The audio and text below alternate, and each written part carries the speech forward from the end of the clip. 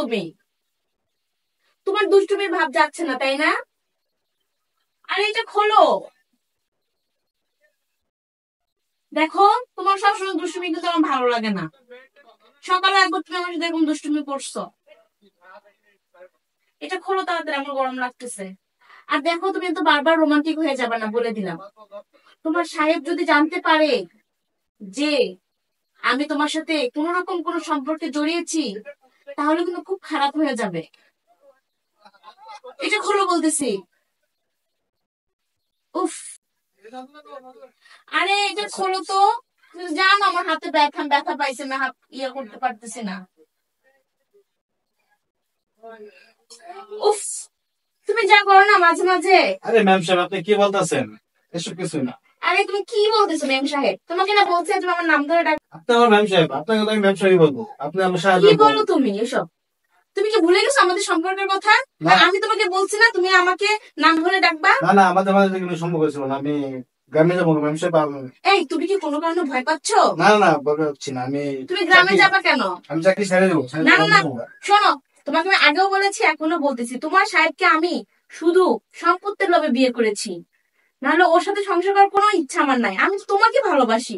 আর তোমাকে এখানে আমি কাজে রেখেছি মানে কি, যে আমি যখন তার সাথে আমার ডিভোর্স হয়ে যাবে, অর্ধেক সম্পত্তি আমার নামে হয়ে যাবে, তখন তুমি আর আমি বিয়ে করে ফেলবো। এই জন্য তোমাকে আমি এখানে কাজের লোক হিসেবে ঢুকিয়েছি। তোমার কি হয়েছে? তুমি তো ঘামতেছো কিসব জন্য? না ম্যাম সাহেব, আমি গ্রামে নাই তো। কই না তো, আমি গ্রামে নাই। আমি গ্রামে যাবো, আমার পাশে সমস্যা। এই তোমার কোনো সমস্যা হইতেছে নাকি? না ম্যাম সাহেব, কোনো সমস্যা নেই।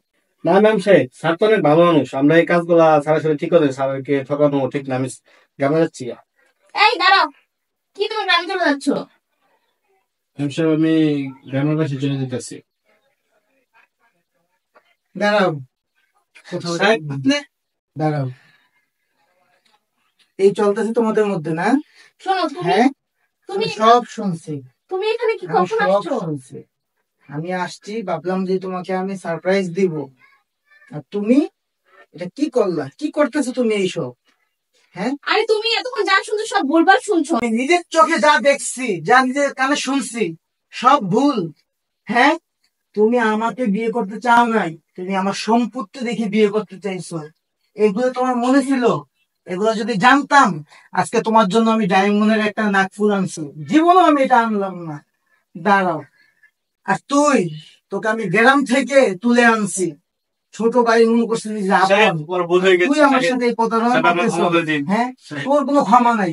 তোকে আমি জেলে পাঠাবো।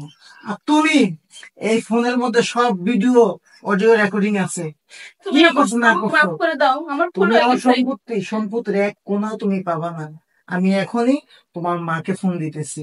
তোমার মাকে এলে তোমাকে আমি এখন বের করে দিব তুমি আমার আমাকে বাসা ক্ষমা থেকে। করে দাও, আমি তোমার পা না ধরে ক্ষমা চাইতেছি। না, আমি আর জীবনে কখনো তোমার ভুল কোনো করবো ক্ষমা না। নাই। না, কখনো ভুল তোমাকে করবো না। ক্ষমা করা যাবে না। তোমাকে ক্ষমা করলে তুমি আবার এর থেকে বেশি ক্ষতি আমাকে করবা। আর তুই কোনোদিন আর ক্ষমা পাবি না। দাঁড়া, আমি এখনই পুলিশে না না সাহেব, সাহেব পুলিশকে ফোন দিয়ে না আর সাহেব। তোর বাপ সাহেব, মাকে আমার ফোন না না দিতে। না সাহেব, সাহেব আর আমি ভালো হয়ে যাবো। আমি আর জীবনে এমন কাজ করবো না সাহেব। স্যার, তুই এখন বের হয়ে যাবে বাসা থেকে। যা, এখন বের তুমি হয়ে। আমাকে ভুল বোঝো না বলতেছি। তোর মাকে আমি ফোন দিতেছি। আর তুই কিভাবে তুই পারলি? হ্যাঁ, কিভাবে পারলি? কিভাবে পারলি? কিভাবে পারলি তুই এই কাজ করতে? তুই যা, আমি তোর ব্যবস্থা করতেছি। যা, আমার বাসা থেকে বের হ। কিভাবে পারলো তারা এইসব করতে? হ্যাঁ, মানুষকে ভালো না বেশি মানুষের সম্পত্তিকে মানুষ ভালোবাসতেছে। প্রিয় দর্শক, আপনারাও জেনে শুনে কখনো এরকম ভুল করবেন না।